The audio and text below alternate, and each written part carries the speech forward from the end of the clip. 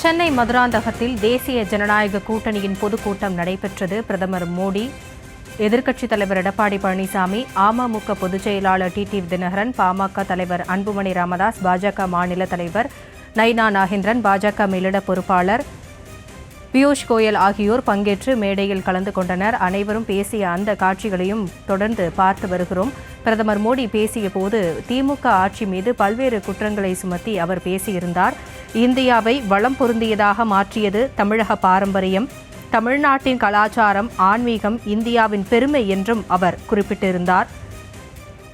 பாஜகவின் கடந்த 11 ஆண்டுகளில் தமிழ்நாட்டிற்கு மும்மடங்கு அதிக நிதி வழங்கப்பட்டுள்ளது. தமிழ்நாட்டிற்கு 3 லட்சம் கோடி கொடுத்துள்ளது மத்திய அரசு. வளர்ச்சி திட்டங்களுக்கு 11 லட்சம் கோடி வழங்கியுள்ளது என்றும் அவர் குறிப்பிட்டு பேசியிருந்தார். தமிழ்நாட்டில் திமுக ஆட்சி மீது மக்கள் நம்பிக்கையை இழந்துவிட்டனர். தமிழ்நாட்டை ஊழலற்ற பாதுகாப்பான மாநிலமாக மாற்ற வேண்டும் என்றும் அவர் பேசியிருந்தார்.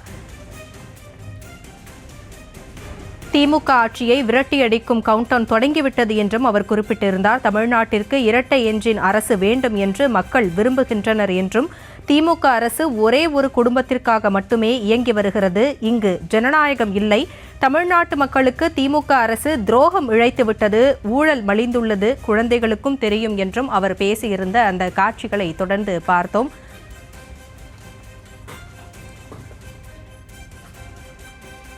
தேசிய ஜனநாயக கூட்டணியின் பொதுக்கூட்டத்தில் பிரதமர் மோடி உரையாற்றியிருந்தார்.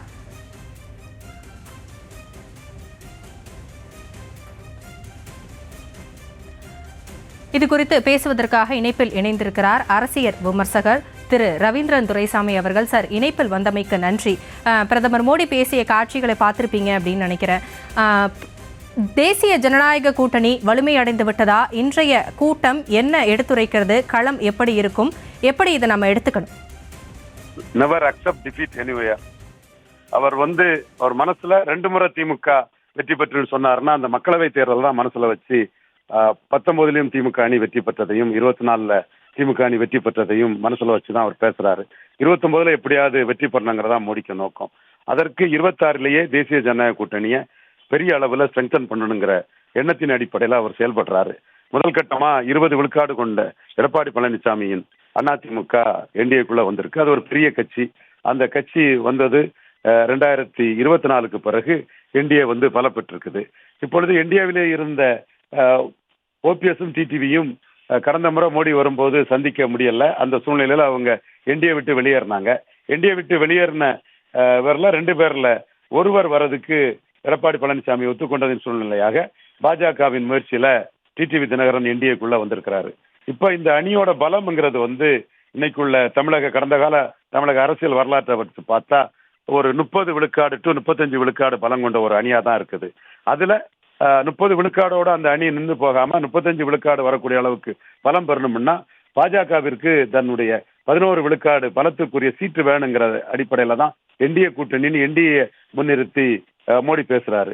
அதே வேளையில எடப்பாடி பழனிசாமி தன் கட்சி வெற்றி பெறுதோ இல்லையோ அதிமுக பெரிய கட்சியா இருக்கணுங்கிற அடிப்படையில பாஜகவுக்கு ஒரு 25-30 சீட்டை கொடுத்து ஓட்டு வருதோ வரலையோ நம்ம அதிமுக பெரிய கட்சியா இருக்கணுங்கிற அடிப்படையில அதிமுக தலைமையிலான தனியாட்சிங்கிற அடிப்படையில எடப்பாடி பேசுறாரு. இதுல இவங்களுக்குள்ள சீட் ஷேரிங் எப்படி இருக்குங்கிற அடிப்படையை பார்த்து தான் அந்த ஓட்டு டிரான்ஸ்பரிங் ஆகும். குறிப்பா அண்ணாமலை தன் உழைப்பால எடுத்த 11.4 விழுக்காடு பலத்துக்குரிய சீட்டு வாக்குக்குரிய சீட்டுகளை கொடுத்தா ஓட்டு டிரான்ஸ்பர் ஆகும், அல்லாது ஓட்டு டிரான்ஸ்பர் ஆகாது ஒரு கேள்விக்குறியாதான் இருக்கும்.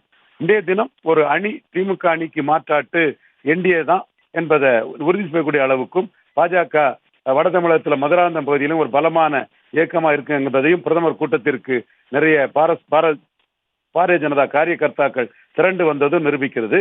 இது ஒரு நாளைக்குள்ள வெற்றி பாதைக்கு ஒரு நல்ல ஒரு அஸ்திவாரம் என்று மோடி கருதுகிறார்.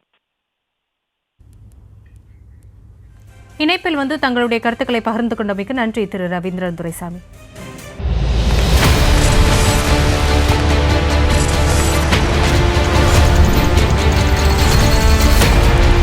ஒரு வாதம்னா யார் ஜெயிக்கிறாங்கிறது முக்கியம் இல்லை, யாருக்காக பேசுறோம்,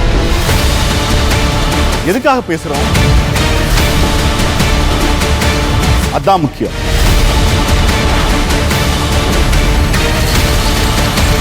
The Court இன்று முதல் திங்கள் முதல் சனிக்கிழமை வரை இரவு 9 மணிக்கு.